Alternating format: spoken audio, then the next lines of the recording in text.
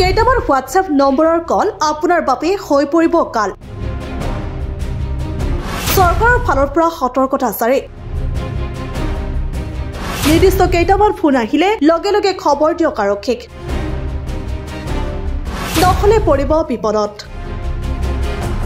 WhatsApp ফেচবুকৰ দ্বাৰা দৈনিক সংঘটিত হৈ থাকে বিভিন্ন ধৰণৰ ঘটনা। এইবাৰ হোৱাটছএপৰ কেইটামান নম্বৰ আপোনাৰ বাবে হৈ পৰিছে কাল।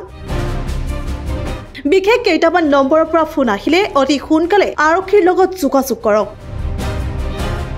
চৰকাৰৰ ফালৰ পৰা সতৰ্কতা জাৰি কৰিছে যে হোৱাটছএপৰ পৰা ফোন আহিলে আৰক্ষীক জনাওক। আপোনালোকে জানি লওক এই কেইটা বিশেষ নম্বৰ। কিয় এই সতৰ্কতা জাৰি কৰিছে চৰকাৰে? টেলিকম মন্ত্ৰালয়ৰ তথ্য অনুসৰি যদি কোনো ব্যক্তিয়ে বিশেষ নম্বৰত ফোন লাভ কৰি আহিছে য'ত DOT নামত মোবাইল ব্যৱহাৰকাৰীক ভাবুকি দিয়ে যে তেওঁলোকৰ মোবাইল নম্বৰ কাটি দিয়া হ'ব, ফোন কৰা ব্যক্তিজনে ভাবুকি দিয়ে যে তেওঁলোকে নম্বৰৰ অপব্যৱহাৰ কৰা হৈছে, কিছু অবৈধ কামৰ বাবে কৰা হৈছে।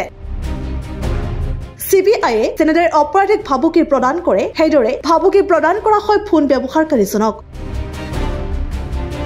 টেলিকম মন্ত্ৰালয়ে মোবাইল ব্যৱহাৰকাৰীসকলক সকীয়াই দিছে এইবাৰ অপৰাধীয়ে চাইবাৰ অপৰাধ বৃত্তিত জালিয়াতি সংঘটিত কৰিছে।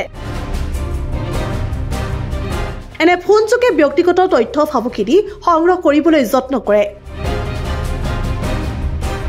সেইবাবে আপুনি সাৱধান হোৱাৰ সময়।